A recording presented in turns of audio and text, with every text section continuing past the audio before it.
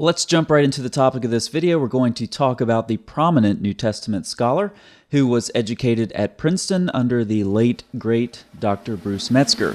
His name, of course, Dr. Michael Holmes.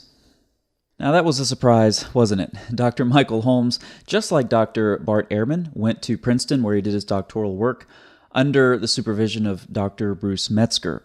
However, he is an evangelical, unlike Dr. Ehrman, and as such, most Muslims won't want anything to do with Dr. Michael Holmes. We'll talk about him a little bit later in this video. But a while ago, I did post a video where I sort of comically show how ridiculous and one-sided the Islamic treatments of the text of the New Testament are. Let's do a quick review. Let's go see who this article is citing. Bart Ehrman. Bart Ehrman. Bart Ehrman. Bart Ehrman. Bart Ehrman. A book that was co-authored with Bart Ehrman. Bart Ehrman. Bart Ehrman. Bart Ehrman. Bart Ehrman. Bart Ehrman. Co-authored by Bart Ehrman. Bart Ehrman. Bart Ehrman. Bart Ehrman. Bart Ehrman. Bart Ehrman. See also Bart Ehrman. Bart Ehrman, Bart Ehrman, Bart Ehrman. That's all Muslims want to talk about because he seems to, in many ways, support the presuppositions, the things that Muslims have been ingrained with since their birth. However, just as Muslims are inconsistent in their treatment with the biblical text, that is, they'll cite certain passages and leave others out, they're inconsistent with their treatment of Dr. Ehrman as well. And so in this video, we're going to cover a couple of important and uncomfortable facts that Muslims would rather leave untouched that come from their favorite New Testament text critic, Dr. Bart Ehrman. So we're going to run through these rather quickly and then draw some conclusions. Let's jump to number one. The position I argue for in misquoting Jesus does not actually stand at odds with Professor Metzger's position that the essential Christian beliefs are not affected by textual variants in the New Testament. So there you have it. Essential Christian doctrines not affected by textual variants. That's not what Muslims think. Number two. The crucifixion of Jesus by the Romans is one of the most secure facts we have about his life. That's from Dr. Ehrman's blog. Now, Muslims don't want to believe this as well because of perhaps the most ahistorical ayat in the Quran, namely Surah 4:157, that says that Jesus was not crucified. Dr. Ehrman disagrees. Number three. How about working on the Quran?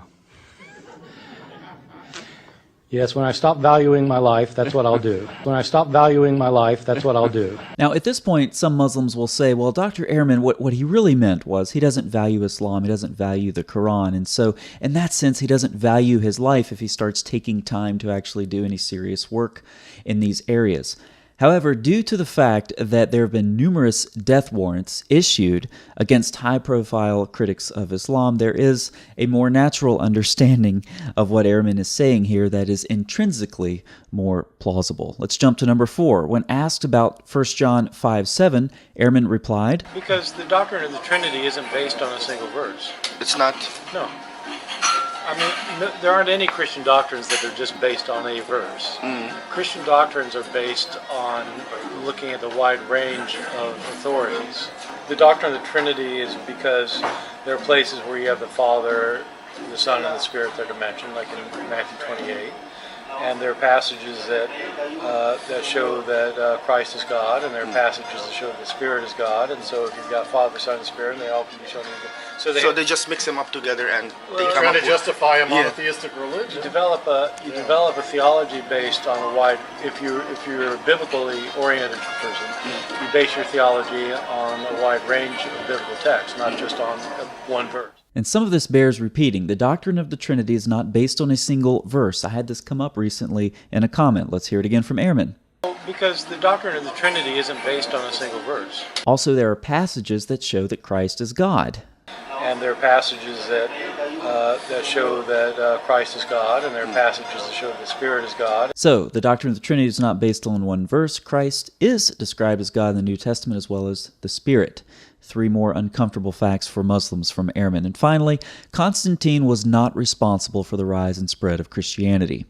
What I try to show, this goes back to what we were saying earlier, I try to show that given the rate of growth that Christianity was experiencing, at the rate of growth it was going, Christianity was going to take over the empire, with or without Constantine. Right. And that if Constantine hadn't converted, then probably one of his successors would have done.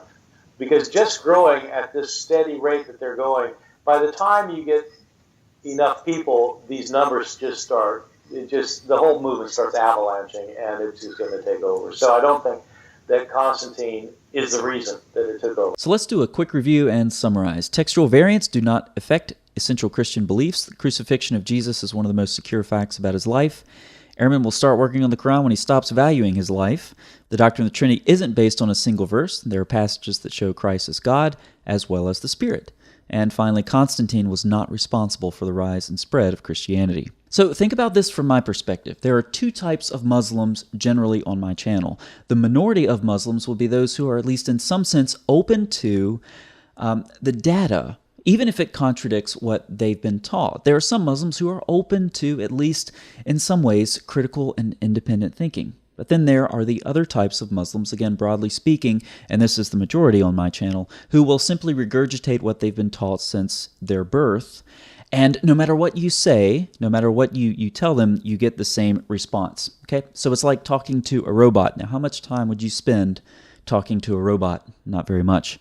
And so to those Muslims who seemingly dozens of times per week regurgitate things that Ehrman has said or things that they think Ehrman has said on my channel, all you're going to get in response is a link to this video. It's actually much quicker to produce a video and just copy paste it as a link in response to these comments than it is to deal with these comments typing back to them individually.